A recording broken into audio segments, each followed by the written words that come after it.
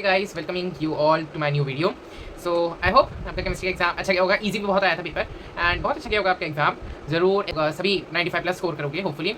सो अब हमें रेडी हो जाना चाहिए हमारे नेक्स्ट एग्जाम के लिए, जो कि है हमारा बायो का पेपर. एंड एक डे का गैप मिला है, सफिशिएंट भी है बायो के लिए. अगर अपनी बात करूँ तो मैंने कितना स्कोर किया था बायो में. I scored 95 out of 100 in bio. ठीक है, that means like 75 out of 80. So well हम आज बात करेंगे बायो के इंपॉर्टेंट चैप्टर्स की. एज डेफिनेटली से कि आपका एग्जाम बहुत अच्छा रहेगा अगर आप इन इंपॉर्टेंट टॉपिक्स को कर लोगे. In case because of the lack of time if you are thinking to skip any chapter, I would request, ठीक है, हाथ जोड़ के कि प्लीज़ स्किप मत करना. बट हाँ, ये है कि इंपॉर्टेंट चैप्टर्स जो मैंने इंपॉर्टेंट टॉपिक्स जो मैंने बताए आउट ऑफ दोज चैप्टर्स, अगर if in case if you are planning to do so, you are planning to skip those chapters, तो इंपॉर्टेंट टॉपिक्स तो जरूर कर लेना जो मैंने बताए हैं. बाकी आपकी विश है, आपको जैसे प्रिपरेशन करनी है अपनी, करना है चैप्टर, बिल्कुल भी स्किप नहीं करना है यार. क्यों रिस्क ले रहे हो बोर्ड एग्जाम में. बट हाँ, यहाँ पर है मेरे पास बायो की बुक अपनी, जो कि मेरी खुद की है. ये यूनिट 1 हमारा आता है बेसिक बायोलॉजी का, जिसमें आता है हमारा cell first chapter, the structural and functional unit of life. तो ये आपका 9th रिविजन के ऊपर ही है, जो आपने 9th में पढ़ा है सेल के बारे में, उन सब के रिविजन के ऊपर ही ये चैप्टर बेस्ड है. एंड इसमें कुछ ज़्यादा आपको करना भी नहीं है, इसको तो मत पढ़ो. इसके चैप्टर की बात करेंगे तो वो आता है हमारे पास structure of chromosomes, cell cycle and cell division. Very important chapter, क्योंकि हर बार ना जितने भी अभी तक एग्जाम हुआ है सेक्शन बी में ये चीज़ देखी गई है कि इसमें से कोई ना कोई एक फेज का जो है आपको डायग्राम बनाने आ ही जाता है. तो कॉमन चीज़ है, जो जनरल चीज़ है, वो है आपको फेजेस बहुत अच्छे से पता होनी चाहिए. एंड मेनली एनिमल सेल के, बट मुझे लगता है इस बार प्लांट सेल आएगा, बिकॉज 2025 में जो आया था वो एनिमल सेल था. तो आई गेस हो सकता है एनिमल सेल भी रिपीट हो, बट जितना मुझे हाई प्रोबेबिलिटी, हाई चांसेस लग रहे हैं, वो लग रहे हैं मुझे प्लांट सेल की. तो इसको जरूर करके जाना. चैप्टर जो आता है वो आता है genetics, some fundamental, some basic fundamentals. Very very important chapter. इसमें जो लास्ट वाला पार्ट है, जो लॉज आते हैं हमारे, है ना, law of independent assortment, law of dominance, और एक और था law of segregation, law of segregation. तो ये 3 जो लॉ है ये बहुत इंपॉर्टेंट है. तो स्पेशली ना जेनेटिक्स वाले में मैं आपको बताता हूँ, आपको जेनेटिक्स वाले में सबसे स्पेशली यहाँ क्या करना है. एक तो ये वाली ना डेफिनेशन याद रख लेनी है, ये हेरिडिटी क्या होती है, ये सब ये डेफिनेशन याद रख लेनी है. एंड ये कैरेक्टर एंड ट्रेड्स के बीच में डिफरेंस भी कर देना एक बारी.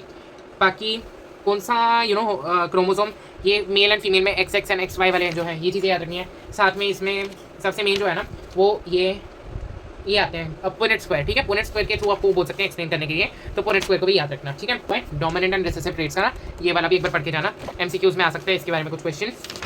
नेक्स्ट आपको ये वाला टेबल भी जरूर करके जाना है, ये मेंडल का. ठीक है, मेंडल वाला टेबल भी जरूर करके जाना है. एंड यहाँ पर एक और छोटा सा एक टेबल सा दिया है ब्लू वाला. ठीक है, Mendel had selected garden pea for the following reason. तो ये वाला भी पार्ट जरूर करना है. एंड एक्स लिंक्ड इनहेरिटेंस भी करना है. साथ में केस 1 जो ये आपको केसेस दिए हुए हैं डाइहाइब्रिड क्रॉस के, है ना, यहाँ जो आपको केसेस दिए हुए हैं dihybrid cross as well as monohybrid cross के, तो ये आपने ज़रूर करने हैं. और साथ में ना आपने जो है इसके मैं सबसे इंपॉर्टेंट जो है ना, इसमें आते हैं आपके ये वाले फिनोटाइपिक रेशियो जो यहाँ दिए हैं. हाँ, ये वाली चीज़, ये फिनोटाइपिक रेशियो, जीनोटाइपिक रेशियो बहुत इंपॉर्टेंट है. एंड साथ में ना यहाँ पर रुको, ये वाला ये लॉज बहुत इंपॉर्टेंट है. लॉ ऑफ, ये सारे लॉज बहुत इंपॉर्टेंट है. Mendel's law of inheritance. ठीक है, ये बहुत इंपॉर्टेंट है और इनको ना फॉरएवर याद रखना है, क्योंकि आपको 12th में जाके भी काम आएंगे. It was a good exam, but I messed up in my paper. ठीक है, वो 5 मार्क्स मैंने खुद गवाए अपनी गलती से. जहाँ आपको डाइहाइब्रिड क्रॉस करना होता है या मोनोहाइब्रिड क्रॉस करना होता है, नहीं करना ना. Second chapter and third chapter को तो बिल्कुल स्किप नहीं करना है. फिर आता है हमारे पास unit 2 plant physiology. Plant physiology में 4th chapter absorption by roots, the processes involve.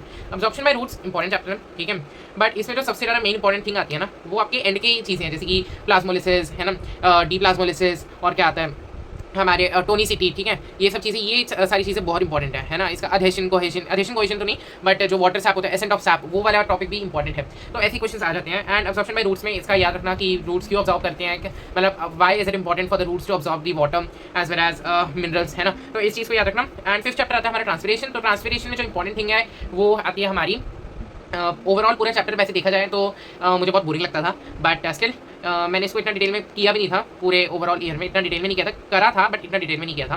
And इसके फैक्टर्स वगैरह याद कर लोगे कि फैक्टर्स क्या होते हैं जो प्रमोट करते हैं ट्रांसपिरेशन को, या फिर ऐसे फैक्टर्स क्या होते हैं जो ट्रांसपिरेशन को डिक्रीज करते हैं. हाँ, उसके डायग्राम्स बिल्कुल मत भूलना. ट्रांसपिरेशन में जो आपको स्टार्टिंग में जो एक्सपेरिमेंट्स दिए ना, एक्सपेरिमेंट जरूर पढ़ के जाना, क्योंकि हो सकता है क्या, but I genuinely feel this कि आपको कोई ना कोई या तो ट्रांसपिरेशन में से या तो फिर फोटोसिंथेसिस में से, इन 2 चैप्टर में से कोई भी एक ऐसा डायग्राम होगा वो जो जरूर आपको दे देंगे एंड जिसके ऊपर वो आपको क्वेश्चन पूछेंगे. तो ट्रांसपिरेशन के डायग्राम्स भी बिल्कुल भी मिस आउट नहीं करना, क्योंकि ट्रांसपिरेशन में मैं आपको बताता हूँ जो हमारा डायग्राम है ना, वो ये वाला जरूर इंपॉर्टेंट है, जो कि हमारा आता है गैनोंग स्पोटोमीटर. ये वाला डायग्राम बहुत इंपॉर्टेंट है, तो इसको तो बिल्कुल भी मत मिस आउट करना. एंड साथ में इसके बाद फिर हमारा काइंड्स ऑफ ट्रांसपिरेशन, तो चलो it's okay, that's not that important, but stomatal transpiration जो होता है ना, इसको भी जरूर पढ़ के जाना चाहिए. एंड बाकी सिग्निफिकेंस भी करना, क्योंकि सिग्निफिकेंस 2 मार्क के क्वेश्चन में आ जाता है. म्यूटेशन, ठीक है, म्यूटेशन भी करना. म्यूटेशन की डेफिनेशन वगैरह अच्छे से कर लेना लर्न, वो चीज़ें आ सकती है 1 मार्क क्वेश्चन में. डिफाइन म्यूटेशन वगैरह वो चीज़ आता है. फोटोसिंथेसिस, तो फोटोसिंथेसिस में भी आपका ओवरऑल कंसंट्रेशन थियरीज जो है, जैसे शुगर कंसंट्रेशन थियरी है या पोटेशियम कंसंट्रेशन थियरी है, के प्लस आयन वाली जो है, मतलब बेसिकली तो ये चीज़ें इंपॉर्टेंट है, ये ज़रूर करना। एंड साथ में प्रोसेस तो इतना आपको पूछेंगे नहीं, रिएक्शन करके जाना, क्योंकि हमें भी रिएक्शन आई थी हमारे 2025 के पेपर में, एंड जहाँ आई मेस्ड अप, हालांकि मुझे बहुत अच्छे से आती थी, बट मैंने कुछ तो गलती कर दी थी, बैलेंसिंग का प्रॉब्लम हो गया था मेरा, तो वो चीज़ का प्रॉब्लम था, तो इसको तो रटी लेना अच्छे से एंड इसको करके जाना। एंड साथ में हमारे पास 2 डिफरेंट टाइप ऑफ फेजेस आते हैं, light phase, dark phase, basic understanding रख लो, इनकी भी जो रिएक्शन दी है जैसे स्प्लिटिंग ऑफ वाटर वो सब दिया है, ये भी चीज़ आप थोड़ा पढ़ लो। बाकी जो एंड रिजल्ट है ना, प्रोडक्ट ऑफ फोटोलिसिस, ये पढ़ लेना। साथ में ये जो मेन डेफिनेशन है, पॉलीमराइजेशन, ये भी करना। एंड उसके बाद अडेप्टेशंस क्या है in leaves to perform the photosynthesis, and उसके बाद आता है एक्सपेरिमेंट्स ऑन फोटोसिंथेसिस। तो एक्सपेरिमेंट्स भी इंपॉर्टेंट है। हमारे पास आता है next chapter chemical coordination in plants, जो कि वैसे तो इसके ऊपर एप्लीकेशन बेस्ड क्वेश्चन ही बनेगा डेफिनेटली, एंड बट एक बार फंक्शंस को सभी फंक्शंस को ना एक बार रीड कर लेना, क्योंकि अगर इनकेस मतलब जो मेन इंपॉर्टेंट फंक्शंस है पहले बार तो उनको याद कर देना, ठीक है, एंड सभी फंक्शंस को ना एक बार रीड कर लेना, क्योंकि अगर आ गया तो वो एप्लीकेशन बेस दे सकते हैं, तो आपको कुछ मतलब फ्रूट्स देके ऐसे कुछ पूछ सकते हैं कि इसमें कौन सा हार्मोन इन्वॉल्व है। बनाना दे देंगे तो बनाना में पूछेंगे एथिलीन गैस में इन्वॉल्व है, तो एथिलीन गैस के ऊपर कुछ क्वेश्चन वहाँ पर फ्रेम कर देंगे कि right the functions of this hormone, ठीक है, तो ऐसे कुछ कर देंगे। बाकी फोटोट्रॉपिज्म, जियोट्रॉपिज्म, इसके ऊपर वो लोग आपको डायग्राम दे सकते हैं, एंड डायग्राम के ऊपर आपको पूछ सकते हैं कि ये चीज़ क्या होती है, कौन सा नेगेटिव जियोट्रॉपिज्म है, कौन सा पॉजिटिव जियोट्रॉपिज्म है, ये चीज़ें पूछ लेते हैं, तो इनको भी करना है। ओवरव्यू कर लेना एक बार। ह्यूमन फिजियोलॉजी चालू हो जाती है, तो ह्यूमन फिजियोलॉजी बहुत इंपॉर्टेंट है, इसको तो बिल्कुल भी मिस नहीं करना है ह्यूमन फिजियोलॉजी को। सो इस करके हमारे पास सबसे पहले चैप्टर आता है सर्कुलेटरी सिस्टम। सर्कुलेटरी सिस्टम में सबसे ज़्यादा जो इंपॉर्टेंट चीज़ आती है, इसके ऊपर तो लास्ट टाइम सीधा सेक्शन ए में 5 मार्क्स का क्वेश्चन उठ के आ गया था हार्ट के डायग्राम के ऊपर। सोचा था हार्ट का डायग्राम आएगा बनाने के लिए, लेकिन हार्ट का डायग्राम तो नहीं आया बनाने के लिए, बट हार्ट का ही सीधा क्वेश्चन उठ के आ गया है।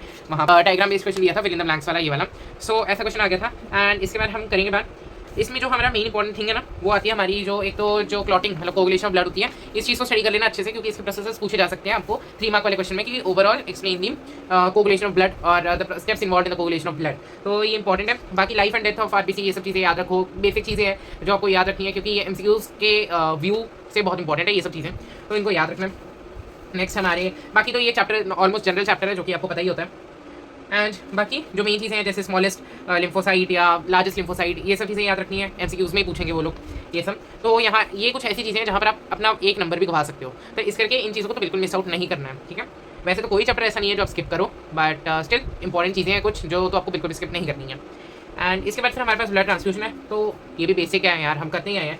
एंड इसके बाद हार्ट का डायग्राम है, तो हार्ट का उन लोगों ने एक्सप्लेन किया, इसका सर्कुलेशन जरूर पढ़ लेना, ठीक है। लोकेशंस, इसका डायग्राम अच्छे से स्टडी कर लेना हार्ट का अपने, क्योंकि हार्ट का डायग्राम जनरली वो लोग वैसे तो वेरी लेस चांसेस है कि पूछेंगे, बट कहीं ना कहीं आपको बोल सकते हैं कि वो बनाने को बोल सकते हैं, क्योंकि लास्ट टाइम आ गया था, तो इस बार हो सकता है वो लोग बोले कि आप हार्ट का डायग्राम बनाओ, तो ये चीज़ हो सकती है। तो इसलिए हार्ट का डायग्राम अच्छे से बनाने की प्रैक्टिस भी कर लेना, एंड साथ में इसको स्टडी भी कर लेना, ये वाला हार्ट का डायग्राम वेरी इंपॉर्टेंट, ठीक है। इसके बाद हमारे पास केस स्टडी बेस्ड क्वेश्चन भी पूछ सकते हैं, तो ये जरूर कर लेना। एंड इसके बाद हमारे पास आता है बाकी तो जनरल कैरेक्टरिस्टिक के डिफरेंसेस है आर्टरीज एंड वेन्स के बीच में। बाकी इसमें आपको जो अनदर थिंग है जो याद रखनी है, वो है 2 टाइप्स ऑफ डिफरेंट मतलब जो पोर्टल सर्कुलेटरी सिस्टम होते हैं, रीनल वाला तो नहीं है इसमें, बट हेपेटिक पोर्टल सिस्टम है, तो इसको याद रखना। एंड ये डिफरेंस जरूर याद रख लेना, हेपेटिक पोर्टल वेन के बीच में और हेपेटिक वेन के बीच में, यहाँ कंफ्यूज हो जाते हैं जनरली हम सब, तो इसको जरूर याद रखना। बाकी फंक्शंस ऑफ लिम्फ ये याद रख सकते हो, स्प्लीन डोंट थिंक सो इतना इंपॉर्टेंट है, बट कर लेना ओवरव्यू एक बार। एक्सक्रीटरी सिस्टम में जो मेन चीज़ आती है वो है हमारी फर्स्ट ऑफ ऑल जो हमारे एक्सेसरी एक्सक्रीटरी ऑर्गन्स है वो चीज़, और इसके साथ में जो हमारा प्राइमरी एक्सक्रीटरी ऑर्गन्स है ये चीज़ बहुत मेन है, तो इनको करना। एंड एक्सक्रीशन में क्या क्या चीज़ें होती हैं, क्या क्या चीज़ें एक्सक्रीट होती हैं, ठीक है, किस फॉर्म में एक्सक्रीट होती हैं, ये याद रखने की जरूरत है। डायग्राम एक बार प्रैक्टिस कर लेना किडनी का as well as excretory total human excretory system का डायग्राम प्रैक्टिस कर लेना, एज वेल एज किडनी का डायग्राम प्रैक्टिस कर लेना। सो ये चीज़ जो है हमारी इंपॉर्टेंट है। इंटरनल स्ट्रक्चर का मेनली प्रैक्टिस करना, इंटरनल स्ट्रक्चर आ सकता है, ठीक है। बी वाला डायग्राम मैं एक बार दिखा भी देता हूँ आपको, यस। तो ये वाला डायग्राम जरूर प्रैक्टिस कर लेना अपना, ये वाला एंड ये दो, मतलब ये दो और एक साथ में ये वाला, तो इन दोनों को इन मतलब जितने भी डायग्राम है इनको प्रैक्टिस करके जाना, क्योंकि मुझे लग रहा है इस बार एक ना एक डायग्राम तो जरूर आ जाएगा। ये रीनल कॉर्पसल का सॉरी मतलब हमारे जो नेफ्रॉन है इसका डायग्राम जरूर याद रखना, क्योंकि ये भी पूछ सकते हैं वो लोग, ये भी आपको बनाने के लिए आ सकता है, तो इसको जरूर आप जो है एक बार कर लेना। वुमेन्स कैप्सूल जनरल डायग्राम है, छोटा सा डायग्राम है, डायग्राम जरूर देख के जाना, डायग्राम इंपॉर्टेंट है, और इस बार मुझे लग भी रहा है कि डायग्राम आएंगे। नेक्स्ट यहाँ पर हमारी जो मैक्सिमम अब्जॉर्प्शन होती है, ठीक है, ये होती है हमारी पीसीडी में, तो इन सब पॉइंट्स को याद रखना जरा। एंड बाकी तो हमारे पास बेसिक चीज़ें हैं सारी, डाययूरेसिस क्या होता है, कौन सा हार्मोन इन्वॉल्व होता है, ये भी याद रखना, कहाँ से सिक्रीट होता है, ये सब भी याद रखना, एमसीक्यू में आ जाते हैं। कॉन्स्टिट्यूएंट्स ऑफ यूरिन ये इंपॉर्टेंट नहीं है इतना, ये थोड़ा ना आपको कोई पूछेगा, बट हाँ ये अब नॉर्मल कॉन्स्टिट्यूएंट्स इन यूरिन ये वाला पार्ट याद रखना, कि ये एल्बुमिनुरिया या फिर कीटोनुरिया ये सब चीज़ें याद रखना, ठीक है। देन हमारे पास आर्टिफिशियल किडनी है, ये भी कोई नहीं पूछेगा आपको मोस्टली, बट एक बार कर लेना ओवरव्यू, गो थ्रू कर देना एक बार। देन हमारे पास आता है नर्वस सिस्टम, तो नर्वस सिस्टम में हमारे पास जो सबसे मेन इंपॉर्टेंट थिंग है, एक तो न्यूरॉन का डायग्राम, ठीक है, न्यूरॉन का डायग्राम आ जाता है बनाने के लिए, क्लियरली कह रहा हूँ ये चीज़ आ जाती है, ठीक है। ये वाली डेफिनेशंस याद रख लेना, सम बेसिक टर्म्स, ठीक है, ये वाला याद रख लेना। एंड इसके साथ में हमारे ये जो डीपोलराइजेशन रिपोलराइजेशन या ये सब चीज़ें भी एक बार गो थ्रू कर लेना। साथ में इसके बाद हमारे पास आता है ये वाले डायग्राम जो कि हमारे हैं sensory motor neuron, sensory neuron. But खैर ये डायग्राम इतनी इंपॉर्टेंट नहीं है, बट हो सकता है वो आपको बोले कि आपको डेमोन्स्ट्रेट करना है यहाँ पर, बट इतनी इंपॉर्टेंट नहीं है ये डायग्राम। बट येस इनके एग्जाम्पल जरूर याद कर लेना, ये मोटर नर्व्स, सेंसरी नर्व्स वगैरह, इनके एग्जाम्पल जरूर याद कर लेना। एंड साथ में डेफिनेशन आपको करनी है, जैसे गैंग्लिया वगैरह, नर्व्स वगैरह, डेफिनेशन तो करनी है, डेफिनेशन तो बिल्कुल नहीं भूलनी है। ये डिविजन्स देख लेना एक बारी, ठीक है। ब्रेन में हमारे पास इसकी 3 लेयर्स कैसी हैं, ये सब इनके कैरेक्टरिस्टिक्स याद रखने हैं आपको, कि जैसे एरेक्नोइड है, वेब लाइक है, तो ये सब चीज़ें याद रखनी है। साथ में पार्ट्स ऑफ द ब्रेन कौन सा क्या चीज़ रेगुलेट करता है, यहाँ से एप्लीकेशन बेस्ड क्वेश्चन ही तैयार होते हैं मेनली, ठीक है। कोई चीज़ क्या रेगुलेट करती है, ये चीज़ इतना करने की जरूरत नहीं है, क्योंकि ये पूछी नहीं जाती है ये वाला डायग्राम, ये नहीं पूछा जाता है, बट ये जरूर कर लेना, इसकी लेबलिंग्स वगैरह देख लेना ध्यान से, और ये वाला पार्ट जरूर कर लेना। एंड मेनली तो इसके फंक्शंस करना आप, क्योंकि फंक्शंस इसके इंपॉर्टेंट है, वो आपको कुछ भी देके पूछ सकते हैं कि for example this person is hypnotize, ये सब पूछ सकते हैं, तो कौन सा part of the brain is involve in this and all, ठीक है। यहाँ पेरिफेरल नर्वस सिस्टम में सोमैटिक ऑटोनॉमिक, तो सोमैटिक ऑटोनॉमिक में भी आपको जो है मेन इसके फंक्शंस ही याद रखने हैं, फंक्शंस पूछे जाते हैं, ठीक है। रिफ्लेक्सेस आपके 2 टाइप के रिफ्लेक्सेस होते हैं, वो natural reflex as well as condition और एक्वायर्ड रिफ्लेक्स। डिफरेंस याद रखने हैं, डेफिनेशंस याद रखनी है, एंड एग्जांपल्स याद रखने हैं। एग्जांपल्स याद भी नहीं रखने, बट आपको अगर कॉन्सेप्ट अंडरस्टैंडिंग है तो I guess it won't be difficult for you to actually understand. अगर उन्होंने कुछ एग्जांपल दिया है और आपको पूछने है कि रिफ्लेक्स कौन सा है, नेचुरल है या एक्वायर्ड है, तो I don't think so that is difficult for you, but ये सब चीज़ें याद रखनी। एक्सपेरिमेंट ये तो आपको कोई पूछेगा नहीं, बट नेक्स्ट चीज़ ये वाला एक डायग्राम आता है यहाँ पर, आई शो यू ये वाला, हाँ ये इसके लिए ये वाला डायग्राम भी करके जाना, इंपॉर्टेंट डायग्राम है, हो सकता है आपको पूछा जाए। सो नेक्स्ट चैप्टर आता है सेंस ऑर्गन्स। सेंस ऑर्गन्स में जो चीज़ आपको याद रखनी है वो है आपके जो मेन चीज़ आती है जैसे लैक्राइमल डक्ट, ठीक है, एंड लाइसोजाइम और लाइसोसोम के बीच में कंफ्यूज कर देते हैं, तो यहाँ पर ये पॉइंट याद रखना कि लाइसोसोम एक डिफरेंट थिंग है, लाइसोजाइम एक अलग एंजाइम है या जो भी एक्सेट्रा, ये चीज़ याद रखना, ठीक है। एंड रिसेप्टर्स आपको नहीं पूछेंगे इतना। आइस के पार्ट्स, लैक्रीमल डक्ट, ये लेबलिंग देख लेना कि कहाँ लैक्रीमल डक्ट है। फंक्शंस ऑफ टीयर्स, हाँ आई का डायग्राम जरूर अच्छे से करके जाना है, एंड इसमें ये वाला डायग्राम, ये वाला डायग्राम जरूर करके जाना है, ठीक है। सो क्योंकि ये आने के चांसेस हैं, आई एम टेलिंग यू, सो इस करके ये डायग्राम जरूर करके जाना है। साथ में इसके बाद हमारा जैसे कि हमारे पास नेक्स्ट चीज़ आती है यहाँ पर कि हाउ डू वी सी, कि प्रोसेस क्या है कि जिसके कारण हमारे ब्रेन में वो इमेज बनती है, तो उसका क्या प्रोसेस है, ये प्रोसेस एक बार इसको ओवरव्यू कर लेना, डीपली समझ लेना इस चीज़ को, हो सकता है पूछा जाए, वी डोंट नो, बट इसको कर देना, एक बार कर देना। येलो स्पॉट, ठीक है, ब्लाइंड स्पॉट, ये डिफरेंसेस देख लेना एक बार, रॉड्स और कोन्स के बीच का डिफरेंस देख लेना। एंड साथ में हमारे जो यहाँ लाइट एंड डार्क अडाप्टेशन होती है, इनको एक बार अच्छे से समझ लेना, एमसीक्यू में आ जाता है या फिर आपके जो है उसमें आ जाता है सेक्शन ए में, सेक्शन बी में केस बेस, मतलब एप्लीकेशन बेस्ड क्वेश्चन में, ये क्वेश्चन में ये चीज़ आ जाती है, पूछ लेते हैं वो लोग कि लाइट एंड डार्क अडाप्टेशन कैसे होती है, ठीक है। इसके साथ में नेक्स्ट चीज़ आती है हमारी कलर विजन नहीं sorry, common defects of the eye. तो कॉमन डिफेक्ट्स में जो सबसे ज़्यादा इंपॉर्टेंट डिफेक्ट्स है वो है हमारे मायोपिया एंड हाइपरोपिया, ये दोनों इंपॉर्टेंट है। इनके ऊपर या तो वो आपको डायग्राम बनाने बोल देते हैं, या तो फिर वो आपको डायग्राम दे देते हैं। 2025 के पेपर में ये चीज़ नहीं आई थी जितना मुझे याद है, बट 2024 में आया था, एंड देखा भी गया बहुत बार ये चीज़ देखी गई है कि हाइपरोपिया दे देते हैं या फिर मायोपिया दे देते हैं, तो इनको अच्छे से करना है, इनके करेक्शन अच्छे से करने हैं। इंपॉर्टेंट चीज़ है वो कैटरैक्ट एक कॉमन डिसऑर्डर है, तो इसके लिए कैटरैक्ट पूछा जा सकता है, ठीक है। बाकी नेक्स्ट आता है हमारा नाइट ब्लाइंडनेस कर देना एक बार, क्योंकि नाइट ब्लाइंडनेस में कौन सी चीज़ इन्वॉल्व होती है, कौन सा विटामिन ए कॉज करता है, ये सब चीज़ें एक बार कर लेना, ठीक है। नेक्स्ट आता है हमारे पास इस चैप्टर में जो इंपॉर्टेंट चीज़ है वो है ईयर के डायग्राम, ठीक है। ईयर का डायग्राम, ये वाले डायग्राम्स बहुत इंपॉर्टेंट है, इनको भी देख के जाना, ठीक है। ये बहुत इंपॉर्टेंट डायग्राम्स हैं, एंड इसमें हर एक चीज़ समझ के जाना, थोड़े कॉम्प्लिकेटेड है ये डायग्राम, मुझे करना तो पड़ेगा, तो इसको समझना, ठीक है। एंड साथ में जो हमारे मिडल ईयर के जो बोन्स हैं, मैलियस, इंकस एंड स्टेप्स, इनके अदर नेम्स भी ज़रूर ध्यान में रखना, याद रखना, पूछ लिया जाता है, कंफ्यूज कर सकते हैं आपको। इसमें बैलेंसिंग के लिए कौन सा पार्ट डायनामिक इक्विलिब्रियम के लिए इन्वॉल्व होता है, कौन सा स्टैटिक इक्विलिब्रियम के लिए इन्वॉल्व होते हैं, ये चीज़ जरूर याद रखना, ठीक है। कौन सा फ्लूइड, कौन सा लिम्फ, है ना, ये चीज़ याद रखनी है। इसके बाद आता है एंडोक्राइन सिस्टम। सो या एंडोक्राइन सिस्टम में सबसे पहले तो हमें hormonal control and nervous control के बीच का डिफरेंस समझना है अच्छे से, साथ में हमें जनरल प्रॉपर्टीज ऑफ हार्मोन करनी है यहाँ पर, ठीक है। जनरल प्रॉपर्टीज को अच्छे से याद रखना, एंड एंडोक्राइन ग्लैंड्स कितने टाइप के हैं, ये सब चीज़ें याद रखनी है, ठीक है। इसके बाद जो आता है एड्रीनल ग्लैंड्स, बहुत इंपॉर्टेंट है, बहुत इंपॉर्टेंट पार्ट फॉर्म करता है आपके 10th की मतलब इस चैप्टर का, ठीक है। तो इसमें आपको फंक्शंस याद रखने हैं हर एक हार्मोन के, कौन सा हार्मोन सिक्रीट करता है वो ग्लैंड, ये सब चीज़ें आपको याद रखनी है, ठीक है। डिफरेंस जरूर याद रखना है, हाइपर सिक्रीशन, हाइपोसिक्रीशन के क्या क्या डिसऑर्डर्स हैं, ये चीज़ें आपको याद रखनी है, एंड साथ में क्या हार्मोन सिक्रीट करता है वो पर्टिकुलर ग्लैंड, ये आपको याद रखना है, ये इस चीज़ में मेन है, ठीक है। बाकी फंक्शंस याद रखने हैं, ठीक है। तो फंक्शंस तो सिंपल है, उसके नेम से रिलेटेड ही है। हाँ, इसमें एक और चीज़ एब्रीविएशंस ज़रूर याद रखनी है, जो हमारे TSH, ACTH, ठीक है, फिर हमारा GH, ये सब चीज़ें दी होती है, ये भी ज़रूर आपको अच्छे से करना है। ये 1 मार्क क्वेश्चन में आ जाता है कि एक्सपैंड ACTH, ऐसे आ जाएगा क्वेश्चन, तो इस करके ये भी ज़रूर करके जाना है। And but next chapter, very important chapter हमारा आता है, very very very important chapter whole book में, वो हमारा द रिप्रोडक्टिव सिस्टम, ठीक है। इसमें जो है आपका सबसे इंपॉर्टेंट आता है एक्सेसरी सेक्स ऑर्गन्स, ठीक है, या फिर प्राइमरी सेक्स ऑर्गन्स, ये सब चीज़ आपको पढ़ के जानी है, ठीक है। साथ में इसके बाद मेन रिप्रोडक्टिव सिस्टम, इसके पार्ट्स एंड इसके क्या क्या फंक्शंस होते हैं ईच रिप्रोडक्टिव पार्ट के, ठीक है। इसमें क्या क्या फंक्शंस होते हैं, एलिमेंट्स होती हैं, तो ये चीज़ें ज़रूर करनी है। डायग्राम इसके एक बार स्टडी कर लेना, हो सकता है आए, हो सकता है ना आए, वेरी लेस चांसेस, मतलब वो एक अलग बात है कि मतलब उसमें आ जाएगा सेक्शन ई में आपको डायग्राम देके फिल इन द ब्लैंक्स में आ जाएगा, वो एक अलग चीज़ है। But I am just talking about कि सेक्शन बी में आपको बनाने आएगा, बनाने तो मुझे नहीं लगता आएगा, दोनों डायग्राम मुझे नहीं लगता आएगा, बट कर लेना एक बार प्रैक्टिस करिए अपनी। सो ये इंपॉर्टेंट पार्ट है, ठीक है। एंड कैसे ये जो एक्सेसरी ग्लैंड्स है हमारे, है ना, seminal vesicles, prostate gland, bulbo urethral glands, तो ये वाला इंपॉर्टेंट है।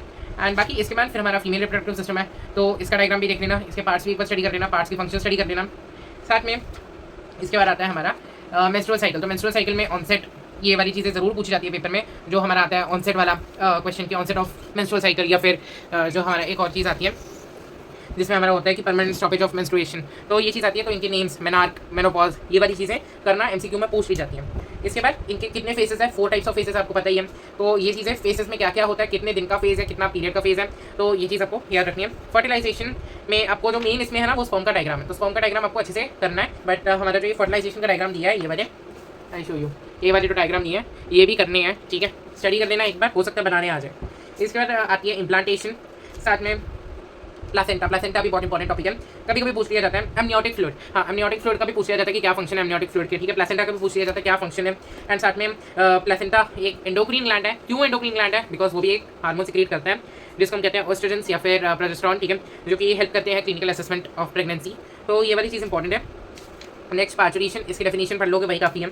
बाद में आता है ट्विंस, कितने टाइप के, फ्रेटर्नल एंड जो आता है आइडेंटिकल, तो ये दो चीज़ें भी इंपॉर्टेंट है। Next chapter human evolution. अब human evolution area of acquired inheritance, acquired characters, sorry acquired inheritance नहीं, एक्वायर्ड कैरेक्टर्स, ठीक है, ये पढ़ना जरूरी है। लमार्क्स थियरी एंड उसके बाद डार्विन की थियरी, ये साइंटिस्ट के नेम जरूर याद रखना एंड ये थियरीज को भी अच्छे से करना है। इसके बाद वेस्टिजियल ऑर्गन्स के एग्जाम्पल ये याद रखनी है। Darwin theory of natural selection, तो आपको उसके जितने भी पॉइंट्स हैं वो सारे करने हैं।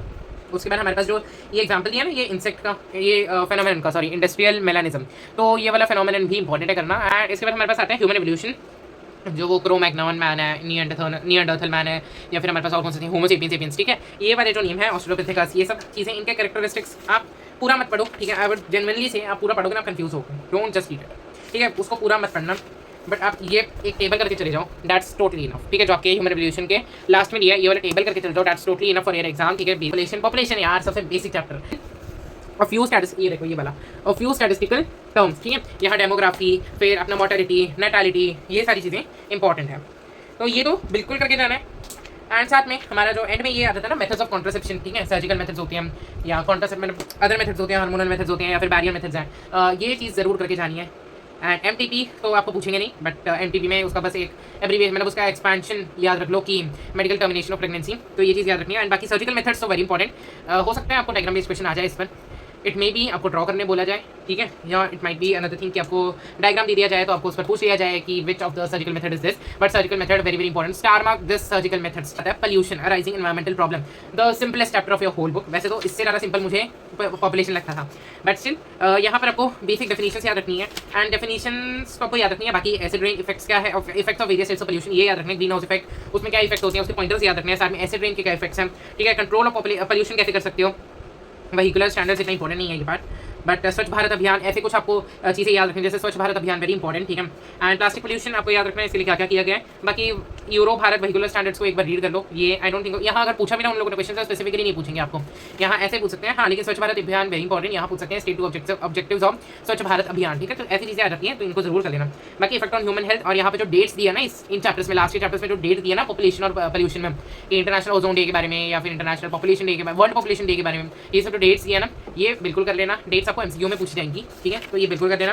एंड ग्रीन हाउस क्या होता है, हार्मफुल इफेक्ट्स क्या होते हैं, कितने टाइप के पोल्यूशन होते हैं, साथ में उस पोल्यूशन में उस पर्टिकुलर चीज़ का एग्जांपल याद कर देना, जैसे बायोमेडिकल वेस्ट दिया है ना, टाइप ऑफ वेस्ट दिया है उसमें, बायोमेडिकल वेस्ट दिया है, तो वो बायोमेडिकल वेस्ट के एग्जांपल क्या है, ये सब चीज़ें ऐसी चीज़ें आपको याद रखनी है, ठीक है। ये बेसिक चैप्टर्स हैं, इनको तो आप बिल्कुल टाइम वेस्ट मत करना इन पर ज़्यादा, बिकॉज ये बेसिक चैप्टर्स है जो आपको आते हैं ऑलमोस्ट, ठीक है, इनमें इंपॉर्टेंट चीज़ें कर लो and that's fine, totally fine, but main focus अपने ह्यूमन फिजियोलॉजी पे तो बहुत फोकस करना, बहुत ज़्यादा फोकस करना, बहुत ज़्यादा फोकस करना अपनी ह्यूमन फिजियोलॉजी में, और साथ में other 2 chapters cell cycle and cell division वाला करना है, एंड जेनेटिक्स वाले पे बहुत फोकस करना है, ठीक है। सो